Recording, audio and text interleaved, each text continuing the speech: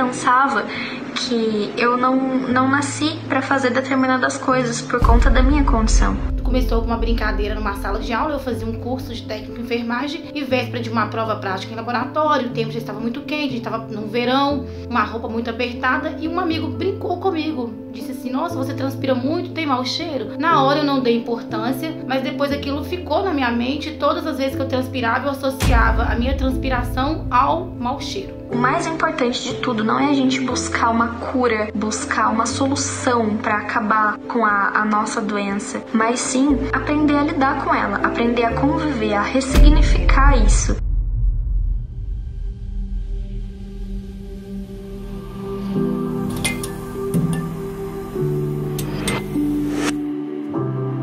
A imagem pessoal nunca esteve tão em alta. Somos fotografados diariamente e o nosso rosto é o nosso principal avatar.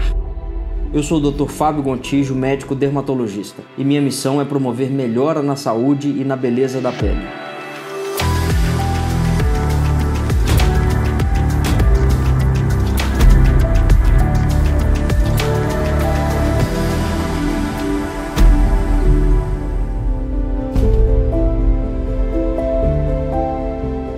Mãos molhadas, costas pingando ou axilas encharcadas. Quem sofre com a sudorese exagerada sabe o quão embaraçoso o problema pode ser.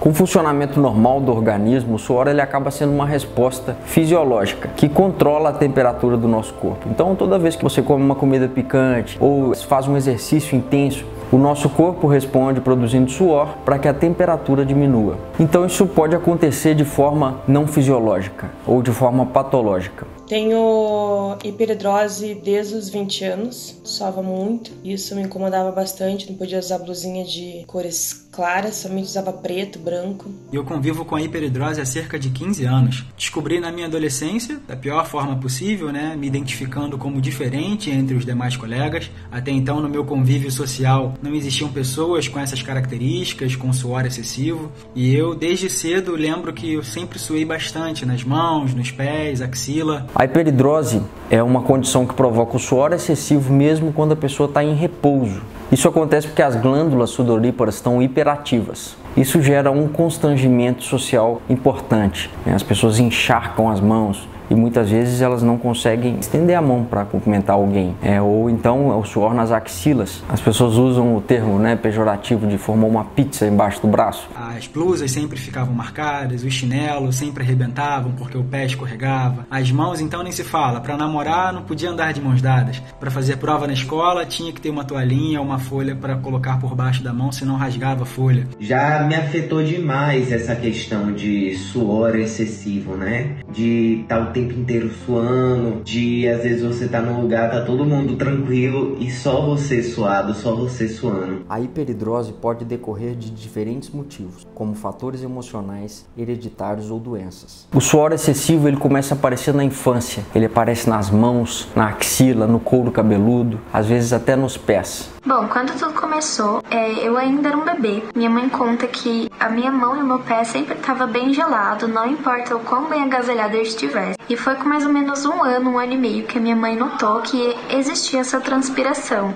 nessas regiões. Mas foi só no ensino fundamental que eu comecei a me queixar para ela sobre quanto isso estava atrapalhando no ambiente escolar. E foi aí que a gente procurou um dermatologista. Bem, o meu caso com a hiperidrose começou a partir de 14 anos, quando eu apresentei uma causa de hiperidrose secundária. E é onde o suor é localizado nas mãos, nos pés, nas axilas e no rosto. Eu apresento uma sudorese excessiva no corpo inteiro.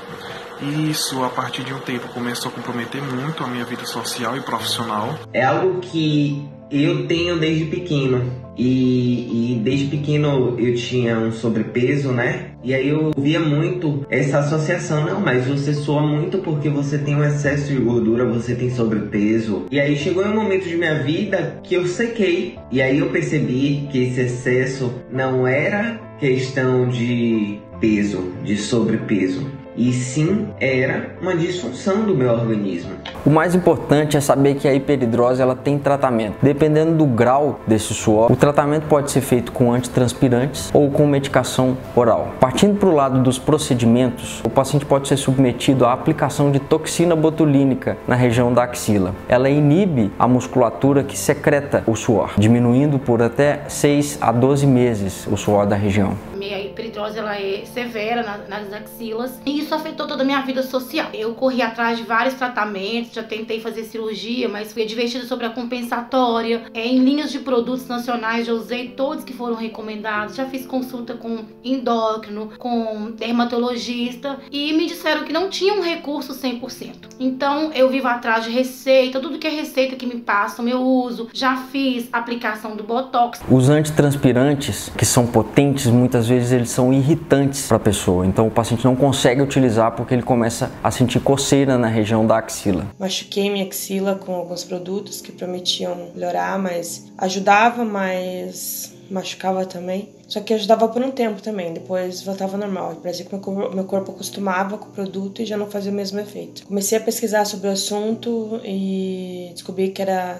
bromidrose, o problema era um distúrbio. A bromidrose é uma condição na qual a sudorese corporal vem acompanhada de um odor desagradável. Embora não seja grave, é causa comum de desagrado e prejuízo à qualidade de vida do indivíduo. O sintoma característico da bromidrose é o odor intenso, a ponto de ser entendido como desagradável. Comecei a buscar soluções na internet para poder resolver esse problema. Usei muitos produtos importados aqui do Brasil, comprei pela internet, comprava em farmácia, sempre muito caras as coisas, mandei manipular vários remédios também. O paciente que apresenta a hiperidrose, em geral, ele já tentou diversos tipos de desodorante, já gastou muito dinheiro com fórmulas que dizem ser milagrosas e eles chegam com aquele tanto de desodorante para você perguntando qual que é o ideal. Na verdade, nenhum deles. O problema é com o organismo do paciente. Há 3 anos atrás também fiz a cirurgia para hiperidrose, que me ajudou muito, 70% assim diminuiu praticamente. Só não fiz antes que eu tinha medo da compensatória, mas resolvi fazer e tive um pouco de compensatória nas costas. Mas nada que me atrapalhasse minha vida como antes. Eu optei pela cirurgia, fiz a simpatectomia torácica. Não me arrependo, porém eu tive, assim como outras pessoas também, a famosa condição da compensatória, né? O suor compensatório. Então, de fato, hoje eu deixei de suar nas mãos, nos pés, na axila, porém eu tive compensatória nas costas, as minhas costas transpiram bastante, a região do abdômen transpira bastante, a parte interna da coxa. Eu atendo muitos pacientes que foram submetidos ao tratamento cirúrgico para hiperidrose e esses pacientes às vezes eles desenvolvem um rebote, ou seja, o paciente para realmente de suar na região das mãos, mas eles aumentam o suor de forma muito excessiva, seja nos pés ou na região da virilha, nas costas. Isso acaba sendo um problema para o paciente. Eu atendo muitas mulheres que me procuram por causa do suor excessivo no couro cabeludo. A toxina botulínica ela também pode ser aplicada na região da implantação dos fios, e fazer com que o efeito da escova e da chapinha dure mais tempo. Só hoje eu consegui entrar nesse processo de autoaceitação. Eu não cheguei lá ainda, eu não tô 100% segura,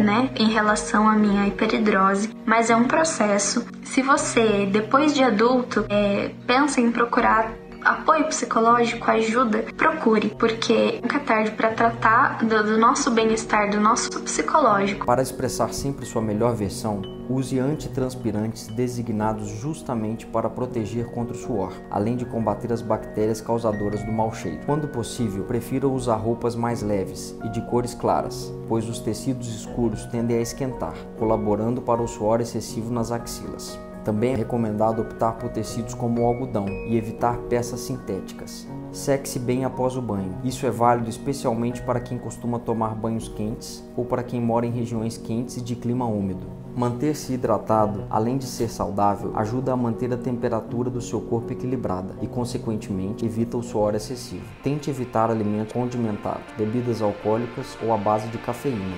Dê preferência para alimentos leves e que não sobrecarregam o organismo, como vegetais, frutas e aveia, por exemplo. No próximo episódio, vamos falar de envelhecimento das mãos.